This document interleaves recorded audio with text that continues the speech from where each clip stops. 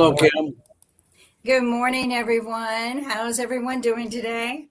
All right. So, All right. welcome to the Economics with David Walker this morning. And I think we're going to be discussing agriculture. Nick is suffering from technical difficulties. So, I have been asked to dive in real quick and catch up with what you're doing and have a discussion about this today. So, how's everyone doing? We'll start with David. I'm doing well, recovering from Thanksgiving weekend, and I've digested all the turkey. There's still some left over though. And so, who knows how long we'll be having that. I know Sasha's up in Canada. They suffer, pardon me, they celebrate, I should say, Thanksgiving at a different time of the year than we do. And so he's probably already had his turkey if that's what they have up there.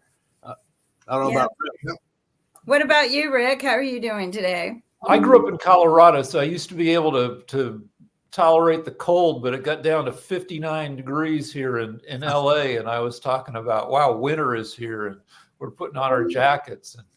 59 degrees. All right. It's been, a toasty 30 something around here, but staying warm and like everyone else, the leftovers have fed us quite well. Hello, Nick. My audio finally works. And you can hear us. You need to turn it up a little bit. You're a little bit low. A little bit low. Okay. And echoey. Okay, let me just read. And we hear you twice. Okay, yeah. Have twice the impact. There was a shortage. What do they call it when the electricity went out here? You had a blackout? Yeah, something like that. Destroyed all. All right, I fixed your echo. So all you need to do is I'll adjust your mic. You go ahead and take over the show. Okay, yeah. Nice to see everyone. Hey, Kim, take care. Yeah, I wanted to bring up. The thing is the audio. You're good now. You're good. Okay. All right. Well, today we're going to be discussing the budget. Okay. This wonderful budget that no one ever discusses. And I can tell you at least all the college education I went through, we never, ever discussed the U.S. budget. So at the political science department, the MBA, the law school, LM and tax, it doesn't matter. Continuing education courses, no one talks about the budget. And so this is the first time, David, I've actually taken a look at it, and it's horrible. I mean, this is the worst piece of garbage I've ever seen in my life. And now we're looking at the Department of Agriculture, which I thought was about agriculture until I started reading it. Then I realized as a little bit of agricultural, a lot of social programs that are placed into it. And just looking at what, and I only have a very small experience in the Department of Agriculture. When my grandmother owned a farm up in Ohio, she was given a check, and she's a millionaire, given checks from the federal government not to plant a certain crops. That was it. And even when I was a kid, I was going, this doesn't seem right. You mean we're getting paid not to plant stuff? Yeah, that's what the government does. And I was going, okay, you're a kid, you don't know. So that's what they did.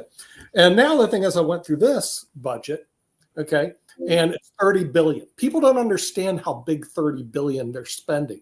That is the 8th largest private company in the United States, what they're doing. So I was going, what are they spending it on? And the SNAP program, what is that doing in agricultural? Anyway, that was a huge part of their budget, was basically giving away food. Then the environmental concerns, what does that have to do with agricultural? Tons of money going to agricultural. Internet, for rural areas, millions and billions of dollars to the internet. And then, of course, other throwaway programs, which you're welcome to read. It's all inside there. There was one commentary that I picked up, and this person was upset because they want a 10% increase. And if you look at it, these programs are failures. The SNAP program, we 40% of Americans are obese. So whatever they're feeding isn't the right thing to people. So you're looking at, then he wants like 11% increase to hire 4,700 more employees to put infrastructure in rural parts, which from the understanding I saw was 50,000 per household. You're adding 30 billion to the debt. And when I looked at the Department of Agriculture, I could only think of one thing: shut the whole bloody thing down, start again, and move whatever they have that's useful. There's a couple of useful things somewhere else. But anyway, that's my opening statement. And David, I don't know what your thoughts about the Department of Agriculture.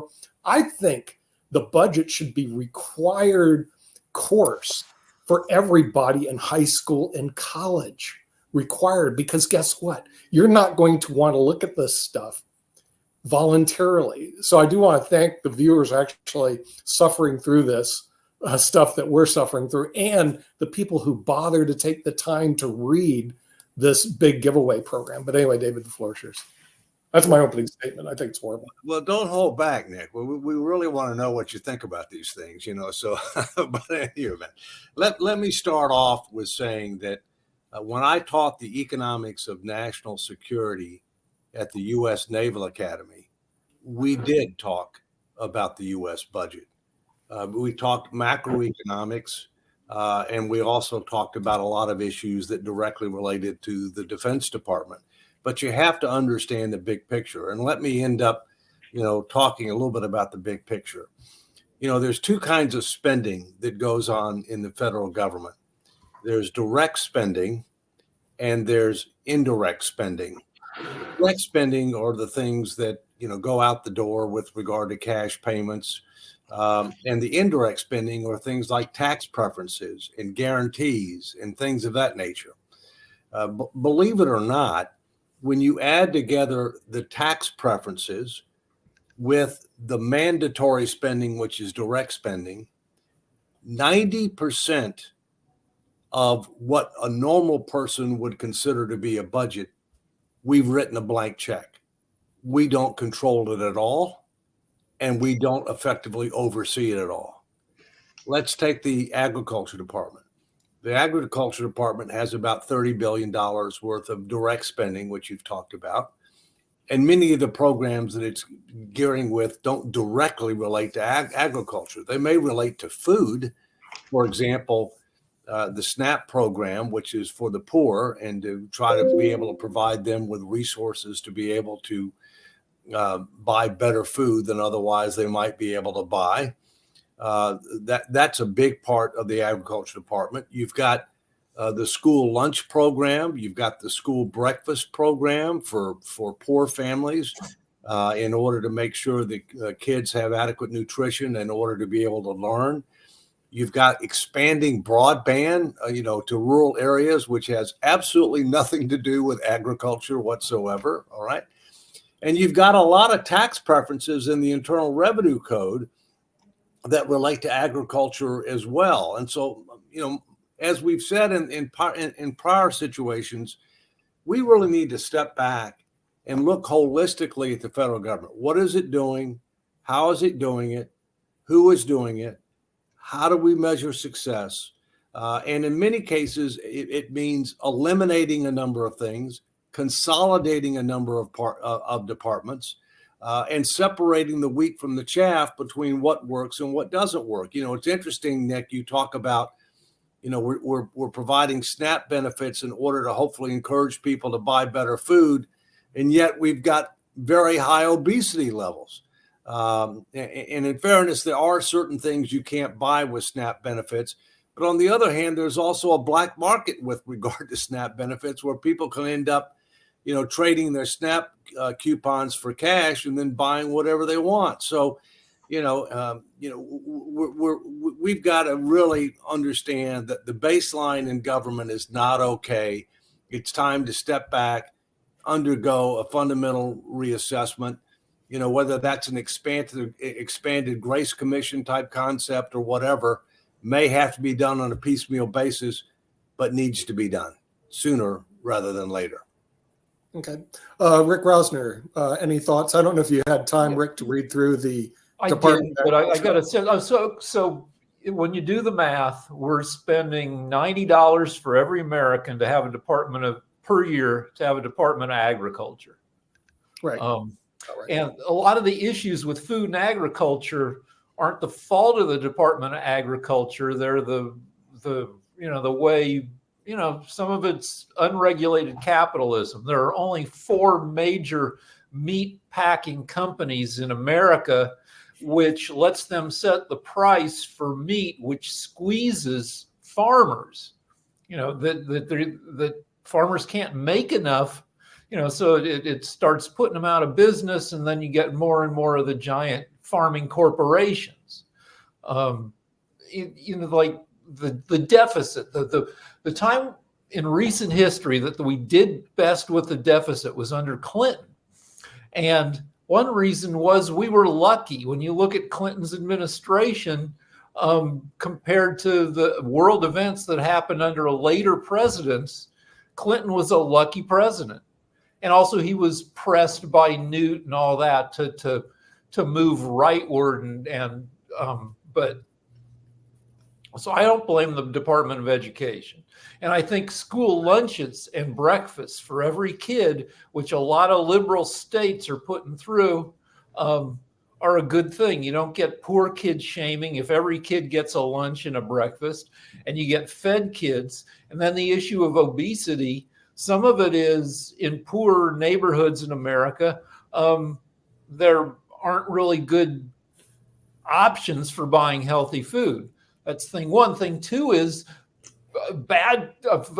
food that's bad for you is increasingly delicious because since the 70s, 80s, food science has learned, how to make like food taste irresistibly great. 2/3 of Americans are overweight. And when you have that many Americans with that problem, it's not the individual Americans, it's how good bad food tastes. Yeah, I don't disagree with you with some of the programs that should stay there. They just don't belong in the Department of Agriculture. That's all. In other words, when you read through the budget, you see internet for all. What does that have to do with farming? Then you see climate change. What does that have to do with farming? Then you have the SNAP program. Climate change has a lot to do with farming. That might have something to do with farming, but it belongs in a separate Health and Human Services. It doesn't belong in the Department of Agriculture. So when I went through their entire budget, I only saw one thing that actually related to agriculture. And that was they actually spent money on research, which according to one person's testimony had a for every dollar, $17 was returned. He was the chair of the Department of Agriculture, yet he provided no study that backed what he said. He just says something. It'd be nice if he said, according to this particular study. The other problem I had is that their budget was increased, but what was their objective? Was their objective to have people who are better shape because you could put them on a SNAP program? Well, if that was the case, that didn't happen. So why would you give a group more money when they got a failing grade? Talk to me. Well, part of the problem, Nick, and we want to hear from Susan too, but part of the problem is you have to link resources to results. All right. And again, there's two kinds of resources. There's direct spending and there's tax preferences and subsidies and things of that nature, which is backdoor spending, which is not even part of the budget. Okay. But it's 1.5 trillion a year. Government as a whole generally does not link resources to results, which is a fundamental point that has to be made. What are we trying to accomplish? How do we measure success? How can we link our resources and authorities, which includes regulatory authorities, enforcement authorities, et cetera, to try to achieve the best return on investment with regard to our financial capital, our human capital, and our other tools that we have? One of the things that the Agriculture Department was supposed to do was supposed to be help family farmers. As you pointed out, we have major agribusinesses now. I only know of one major family farmer, or I wouldn't call him major, but Chuck Grassley, senator from Iowa. He still has a working farm, believe it or not. I don't think he does it himself. But so, we've got this situation where government's grown too big, promised too much, subsidized too many, lost control of the budget. And yet the way that it measures success is how much money do you give and how many people do you have? Fundamentally unacceptable, unsustainable. But let's hear from Sasha, and then we'll go back around. Yes, Sasha. I'm wondering actually why United States would default on all its obligations and will start from zero, and there will no debts. There you can create a very, very fundamentally sound economic policies, and from that point on, the country will flourish and will do extremely well. I don't know, because with this interest rates where they are now, just to service its debts, it's taking more money than Pentagon's budget, from what I heard. And I don't know why the United States needs this burden, really. Well, Sasha, let's talk about what we can and what we can't do. I mean, if you look at our Constitution today, there's only one thing that's guaranteed that's a financial obligation of the United States, and that is U.S. Treasury securities and accumulated interest. And that Treasury securities means not just the debt held by the public, but also the debt held by the Social Security, Medicare, and other trust funds. That's about $34 trillion. And you properly point out that at current interest rates, because most of our debt is relatively short-term debt, we're having to not only borrow money for the deficits, we're having to roll over debt that used to be at a much more favorable interest rate at a much higher interest rate. And that's why interest is the fastest growing expense. But given that fact, we can't back away from the 34 trillion in debt. We need to do a better job of trying to put our fiscal house in order and our monetary policies in order so that we can moderate interest rates and reduce, the burden of increasing interest for which we get nothing. That being said, we could totally change everything else if there was the political will to change everything else. And the answer is there's not. And so the question is, what do we need to do to build the burning platform? How do we have a call to action? And what's the way forward to start to be able to reinvent government and re-engineer the base of government? And the first phase of that is going to be this fiscal sustainability, stability, debt commission, call it whatever you want, that's going to deal with mandatory spending programs, discretionary spending, and tax policy. But that's not going to deal with some of the things we're talking about here, where you do a fundamental review and reassessment of what government's doing, how's it doing it, who's doing it, how's it measure success. In my personal view, when you do that, you have a lot fewer departments and you have a total re-engineering of who's doing what. For example, commerce is about the economy and competitiveness.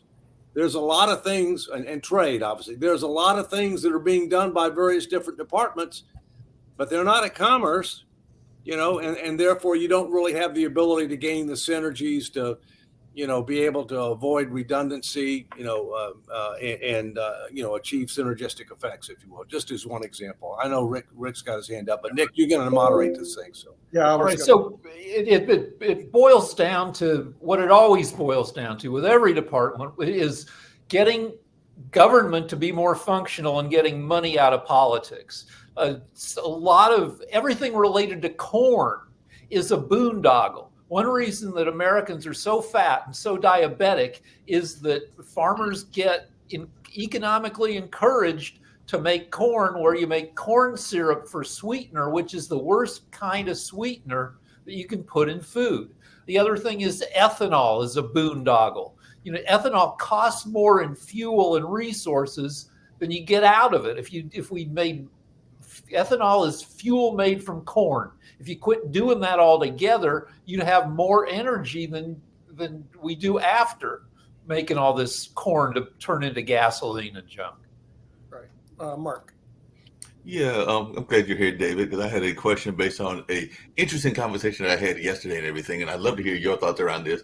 How can we get rid of some of the waste that exists that is not necessarily government impacted? Because one of the things, as I've said several times on this show, and I've said it on other shows as well, I get around by mass transit, and I was having a very interesting conversation with our local bus driver here in Durham, North Carolina, and he was telling me about how a number of people are actually hustling the medical system, and these are folks that are homeless and everything. So he was telling me about how some of the folks that are going to Duke Regional will actually literally call and give the address of the terminal as their home. So then the hospitals are sending letters to the terminal asking them to pay. And if you know anything about an EMS ride, they're not cheap. They're like around $700 and all in that space. So you can imagine how much of this money is being wasted if they are doing this on a regular basis. And he told me of one individual that might have done it like for about half a year. So if you times 700 times 200, you're talking about a couple of $1 million that are being wasted if they're sending that bill to the Durham Transit, and the Durham Transit going like, they don't live here. I'm not going to pay this bill and everything. So I just wondered if you had any thoughts about ways that we can counter some of these hustles. And I mean, I know that homelessness is a problem, and I'll leave at this point, because the other thing that he was talking about is how our local shelters know that those people don't have homes and don't have the homes to go to. So they are giving them tents, so they're providing the tents and the sleeping bags that they are using even as part of this hustle and everything. But Sasha, you may have a thought, but I was asking the question to Dave. Any idea of ways that we can get these issues addressed from the private side?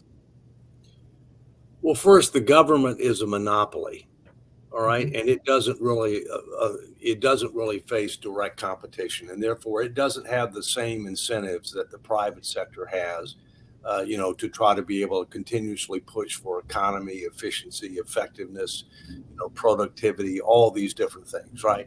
They don't have to be able to demonstrate that they're generating good value for money because people can go someplace else. In the private sector, whether hospitals, for example, there's for-profit and there's not-for-profit, right? But they have competition, right?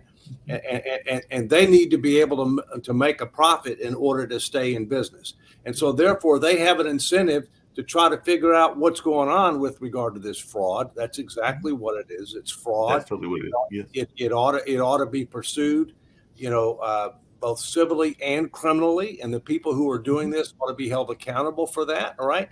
But then, the private sector, being both for-profit, not-for-profit, they have an incentive to do that. Okay.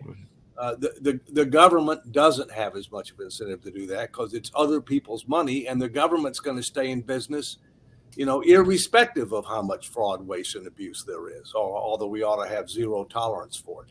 So those are my overview comments, and I know Sasha's got his hand up. I have a follow-up question. Be able to say he's not the one doing that. I know he's not the one doing it. Go ahead. David, you are relying on the Constitution that forbids United States to default on its obligations. Wonderful. Well, only on debt. Not. We could default on everything else. There's no guarantee for anything other than U.S. Treasury securities. And just to clarify, Sasha, as of the end of the last audited financial statements, today, let's just say today, I think we have about 34 trillion in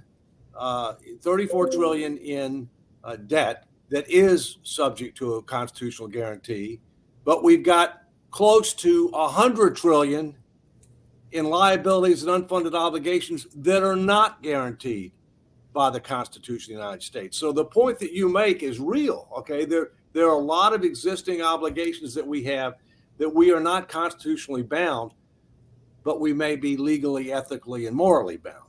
Okay. Let's talk. Okay, let's not talk about the moral side of this business. Okay, let's talk about the real 34 trillions which are guaranteed by the Constitution.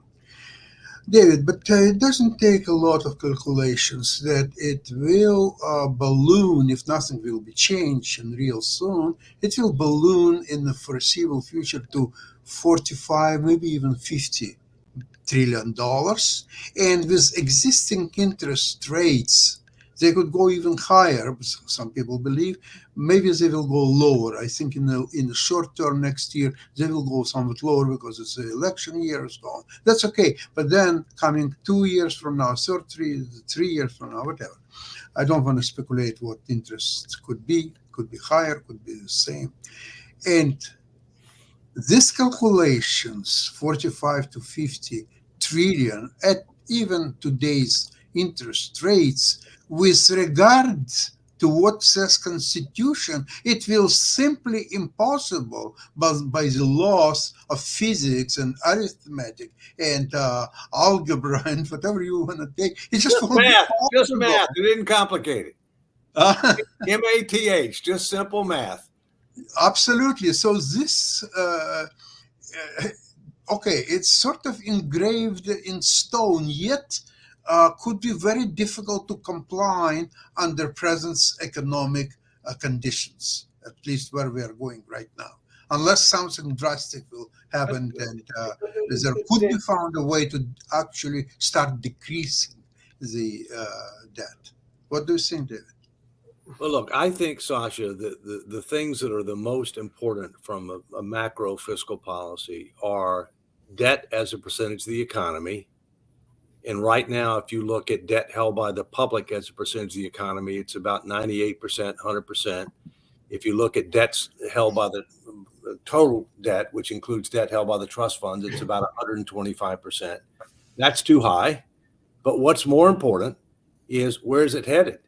According to the Congressional Budget Office, within 30 years, it's going to be about 200% of GDP if we don't change course. All right. The second metric is interest as a percentage of the budget. And, we've already talked about the fact it's the fastest growing expense for which we get nothing for it. So we've got to do something with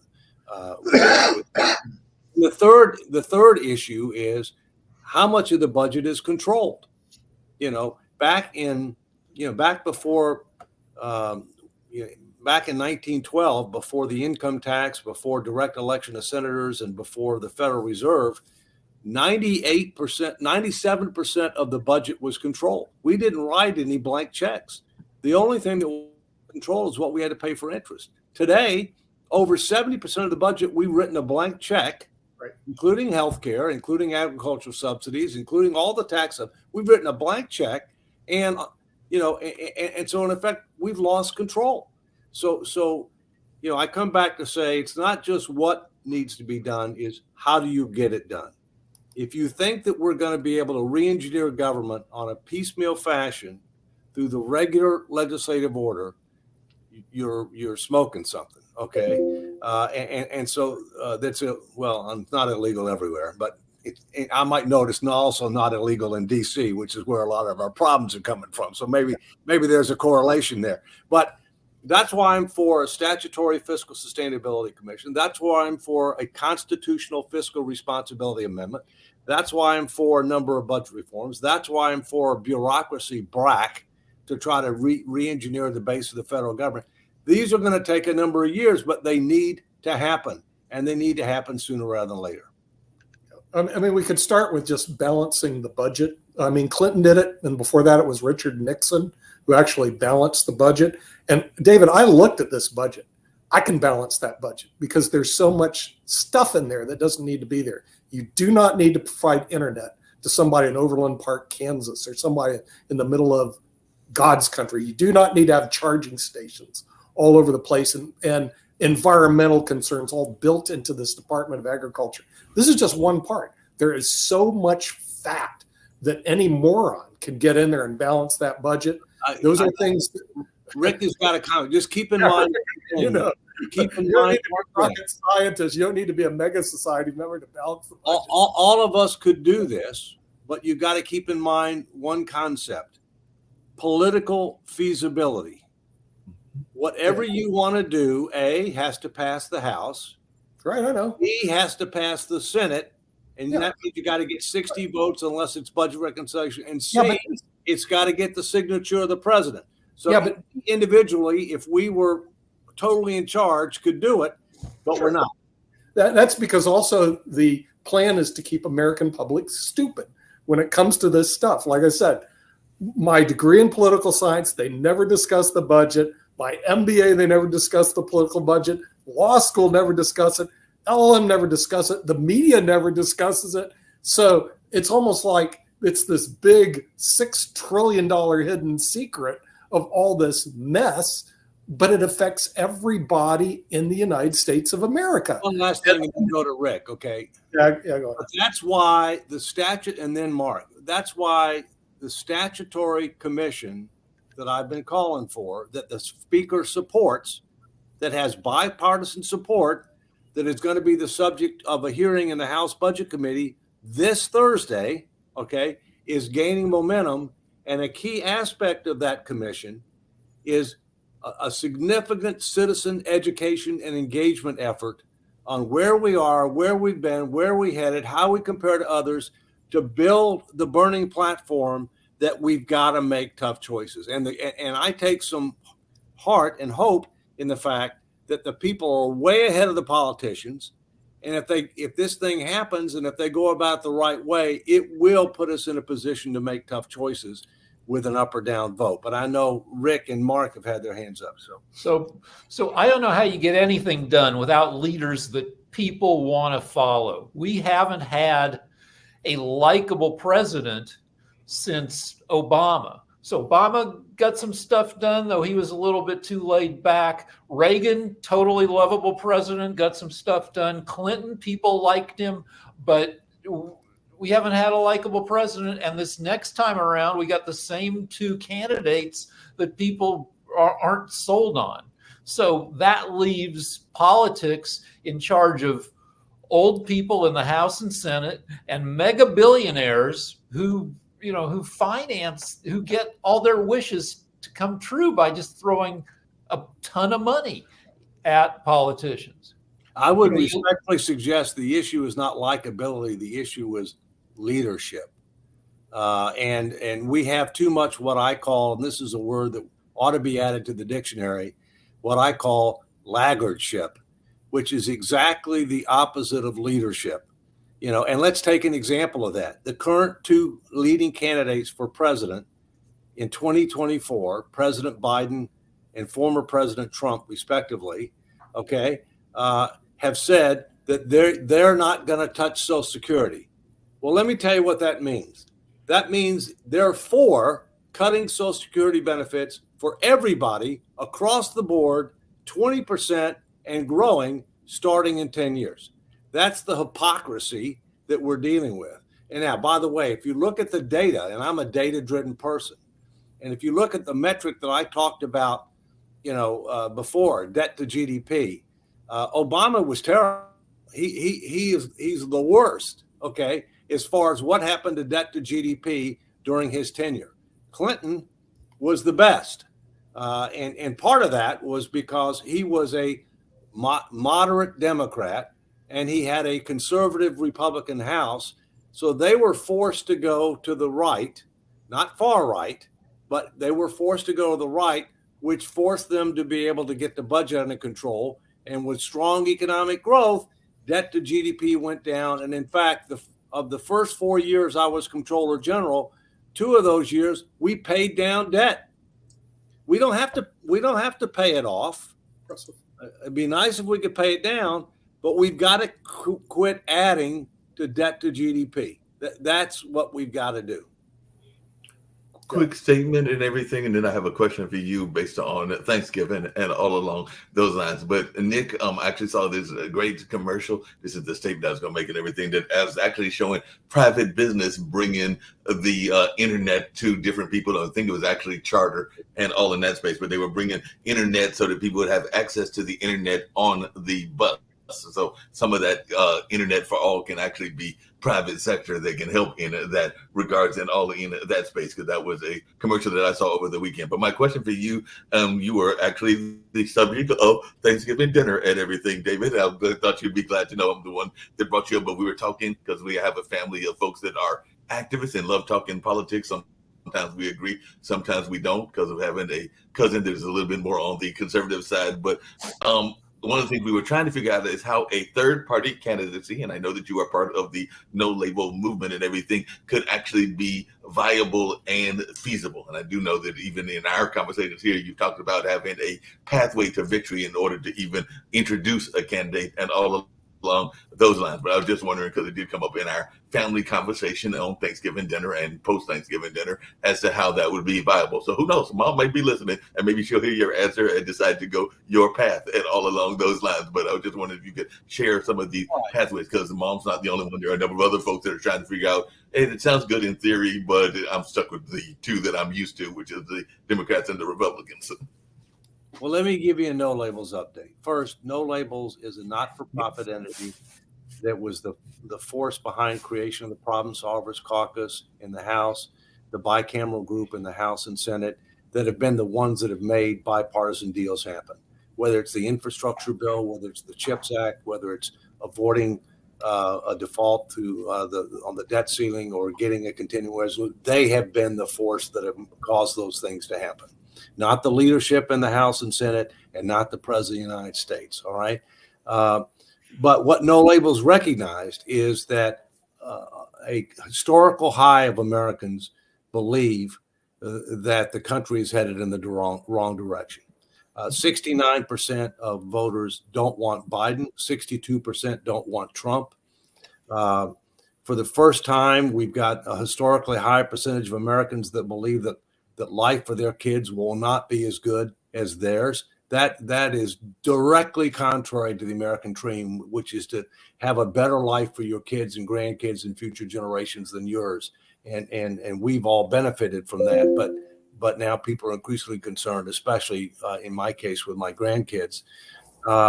So what No Labels is saying is, look, with that's what people think. They don't want the likely candidates. They don't like where we're at, where we're headed, and therefore, is there a pathway to victory in the Electoral College? As you know, in the Electoral College, you just have to win a plurality of votes to get all the electoral votes for 48 out of the 50 states. There's 2 that are different, but there are not that many electoral votes involved there.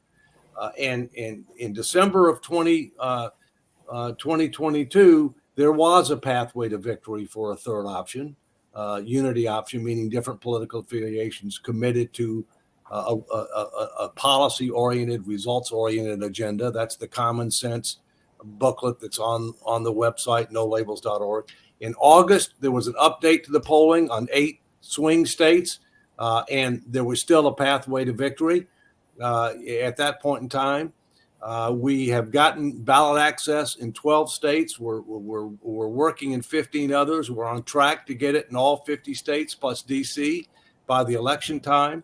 And whether or not we will offer the line, because it's not a party, it's only president and vice president, whether or not we'll offer that line to a third option for president and vice president will depend upon whether there's a pathway to victory in the Electoral College in the spring.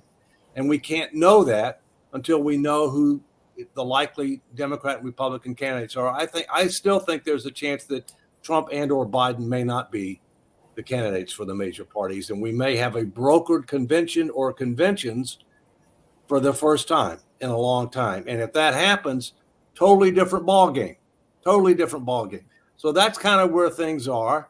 It is an option, but it may or may not come to fruition depending upon what transpires between now and the time that we actually know the candidates for the Democrats and Republicans. Can you talk about the fear that people have that a No Labels candidate will suck enough votes away to like Nader did in 2000, like Jill Stein did in 2016? Yeah. Well, first, the Democrats are the ones that are most concerned. Okay. And the reasons they're the ones that are most concerned is because I'll give you a stat I just gave you. 69% of Americans don't want Biden. Okay.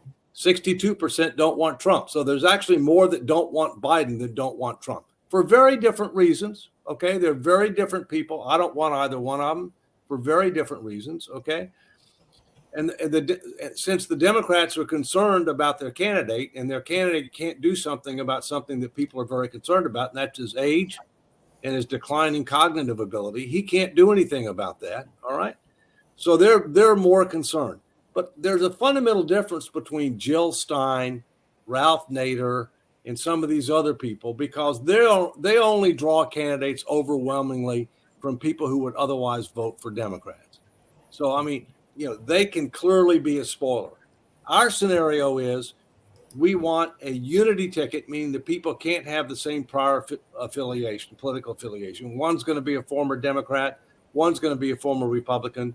We don't know who's going to be on top. Both going to be committed to a bipartisan approach, committed to this common sense agenda, which is on the website. And as was the case in 1992 with Ross Perot, he drew equally from Bush and from Clinton. He drew equally. And that's the data that we say, that we draw equally. But the key is, can we draw enough to win in the Electoral College? But if nobody gets Rick, one last I just want to ask. One last thing. If nobody gets a majority of the Electoral College, doesn't it go to the House, and then the House decides who? That's correct. But let me finish. The current polling shows that on a one-on-one race, Trump beats Biden. Right. So the Democrats better be concerned about their candidate And by the way, the Republicans should too. I think both of the parties should not be nominating those two individuals for very different reasons. And we may end up there. And to answer your question, Rick, yes. If nobody gets a majority in the Electoral College, it goes to the House for the president. It goes to the Senate for the vice president. One state, one vote. So, just like with regard to ratification of the Constitution, doesn't make any difference how many members of the House you have, how many, everybody's got equal number of senators. You get one vote. All right. And it would be the next Congress, not the current Congress. All right. So that's factually accurate. All right. I want to ask David, you have been promoting no labels for quite some time. And the biggest solution now is to find the right candidate to run against these two idiots. Who would you just give us 3 names of who you think could qualify, and if we help promote them, could win? Who are 3 people? Yeah, I don't want to give you names because let me just tell you the process that's being used. Okay, it's got to be a person that's well known. It's got to be a person who's well qualified, who's well respected, who has a track record of working on a bipartisan basis. Okay, who's willing to buy into the common sense agenda, which you can see on nolabels.org, okay, who can raise money and who we believe can win. All right. So there are a number of people on the Republican, the Democrat side that have been speculated about. There's a number of people that, that are being considered. All right. There will be a vetting process. I would imagine that people wouldn't be willing to commit until after they have a better sense of who the major candidates are going to be on the Republican and Democrat side. Just that we're not willing to offer our line until we know that and see if there's a pathway to victory. But there are a number of prominent politicians that are interested. Unlike in 2012, when Americans-elect tried to do something very similar, in which, believe it or not, they came to me and asked me to run. And I said no, because in 2012, you had a sitting president of the United States who was broadly acceptable, Barack Obama. You had another candidate on the Republican side who was broadly acceptable, Mitt Romney. We didn't have the situation where the people felt that we were headed in the wrong direction, that the future was not going to be as good as the past. It was a totally different situation. Today, you can qualify for the presidential debates a lot easier than back then. And if you can't qualify the presidential debates, you don't have a prayer to win. Okay. And so the situation is fundamentally different today than then. And back then, they thought that people would take advantage of the opportunity, but they didn't because of the reasons that I just told you. But now we're in a fundamentally different situation, and now people are willing to take advantage, in my view. But we'll have to wait and see whether they'll have the opportunity. Jacoby had a question, and I was definitely going to ask a question as well. But Jacoby, go for it. Just a few things, I guess, around no labels, since that's where the discussion is. A few issues. A few issues. For example, just me, for example, a few issues that I have with no labels because even though the common sense that you say that are on the website, it's spoken in platitudes, so it's more like a campaign instead of more specific things. For example, there's notions around the whole abortion issue which is out there. Same thing around action, so on and so forth. Things that affect people's lives. And so the no labels is still sounding like a political party is. And even though it does not have a top, there are rumors focused on having a Republican or a former Republican as the leader. But you say that it doesn't matter, whichever one commits to whomever. But then on top of that, one of the issues is that even in the platitudes spoken, they seem not really more towards the center. And playing off of the early polling, yes, you'll probably pull more from the Republican Party due to the fact of the conservative style policies that are listed on the actual website and the platitudes that it's spoken in, and that's who it kind of speaks to. And it will, right now we're basing everything on early polling, which is tough. Yes, Biden does not have the opportunity to change the biggest problem that he has, which is his age, because his actual his platform and his economic policies and a lot of things that he's done have been a positive, but because of his age and the negative responses towards him, a lot of people are overlooking that because he had a lot of successes economically. But again, just getting back no labels issue, for the party itself, at what point would you decide we can only get on 23 ballots? Do we pull out? Because we're only a few months away before the primaries and everything start. Because let me say several things. First, we're not a party, we're a movement. Okay, we're focused solely on president and vice president. We're not planning to run for Senate, House, state legislature, Congress, United States, nothing else. Okay.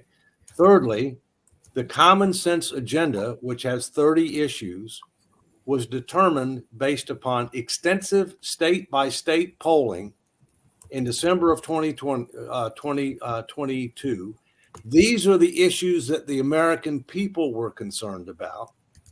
And then there's a framework for a way forward. It isn't overly detailed for two reasons.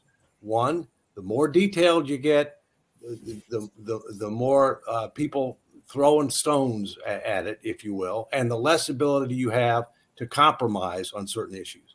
Abortion is in there. It's by no means one of the issues that we lead with, but it is an important issue for a number of Americans, and so it is in there.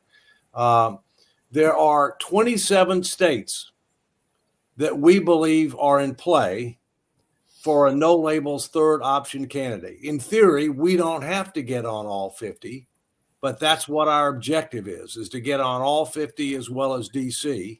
But there's 27 that really are our primary target.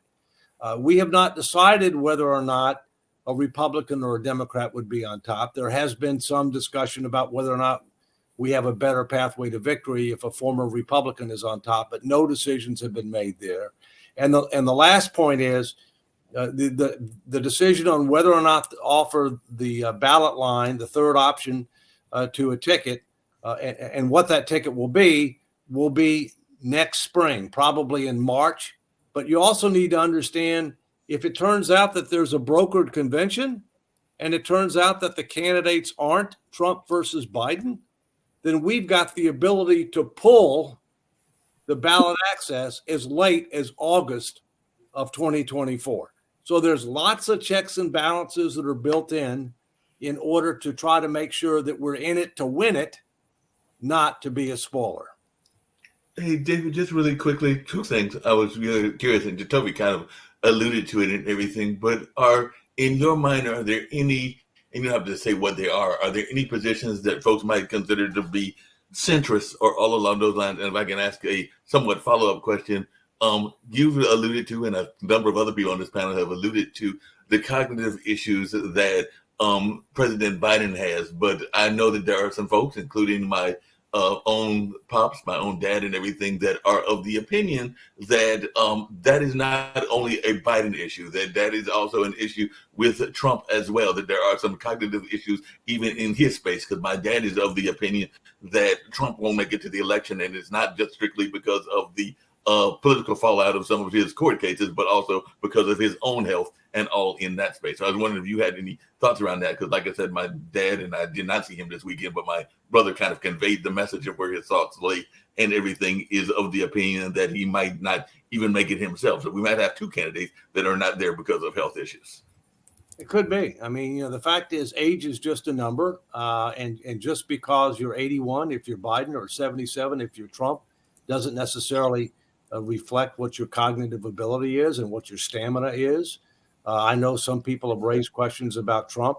Obviously, he's younger than Biden, but again, your cognitive ability, your physical stamina is not necessarily directly related to your age. Obviously, the more seasoned that you are, the more that's likely to be an issue. But there are plenty of people their ages that are sharp as a tack, okay, and have great energy. So we'll see. I come back to what I said before. These two people are no way similar. All right. Doesn't make any difference really what I think. The American people don't want either one of them. The political parties are not listening to the American people. The American people are tired of voting for the lesser of two evils. Mm-hmm. I won't vote for the lesser of two evils, and I haven't at least 2 times in the last 20 years. Yeah, Rick. 2 things. One is we don't know what the American people think because polls have gone to hell because no sane person says yes to taking a political survey anymore. So it's left up to soreheads and lunatics to respond to these polls. They've gotten worse and worse year by year. Used to be 1 person in 3 would say yes. Now it's 1 person in 500, and there's no guarantee that 1 person in 500 isn't crazy. That's thing 1. Thing 2 is I don't think you've got real good data behind that, but go ahead. I've just what I've read on articles on how hard it is to get people to say yes to these surveys. I understand. Thing 2 is Biden is not Trump. Biden looks like hell. He looks old as heck. He moves like he's a creaky old robot. I wish they'd get him on steroids so he'd move a little better. But when you listen to him, he seems like he knows the issues and he's still able to think well. And he has 70% more experience holding national level political office than anyone in history who's ever run for president. And he's got 47 years of experience, which is nobody else comes close. LBJ and Ford each had 27 years. He's got almost double that. Well, but that doesn't mean you got results. That doesn't mean you're competent and you know what you're doing. No, It just means you've been there for a long time. And look what's happened over that period of time. Are we better off today than we were 47 years ago? Yes. I'd rather live now than 47 years ago. Are we better off today than we were in January of 2021? Those are the kind of questions people are going to ask. That's the kind of question they're going to ask. Yeah. If you like a credit card economy, then you're right. You're better off. But he's putting everything on a bloody credit card. And the real problem is the bill will become due someday. That's the problem. Well, but in fairness, both Trump and Biden were bad fiscally. Okay, Trump 25% of all national debt accrued under Trump.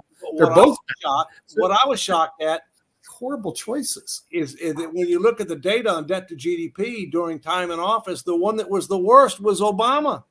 Yeah, so it was not even close. So now we've gotten ourselves into this mess, and let me tell you something. What's his name? Biden was never a mental rock star. He went to 3rd-tier law school and graduated in the bottom of his class. That guy is not anything beyond a mental midget. So to put him in the highest position in the land is absolutely ridiculous. He's putting everything on a credit card, and ultimately everybody's going to pay through it. When you go to McDonald's and you go for a hamburger, they say, "Oh, hamburger, $10,000." Why is that? Because you're paying through inflation. That's going to be the way that we paid for it, because we're not going to increase the taxes. We're going to increase the debt. So watch inflation just go out of control. Welcome to Venezuela. So he's putting us into a 3rd world country. Thank you, Joe. Anyway. Toby and then Rick. We're at the hour, so we have to go. Where you know that I was about to come back at you with everything you said was incorrect.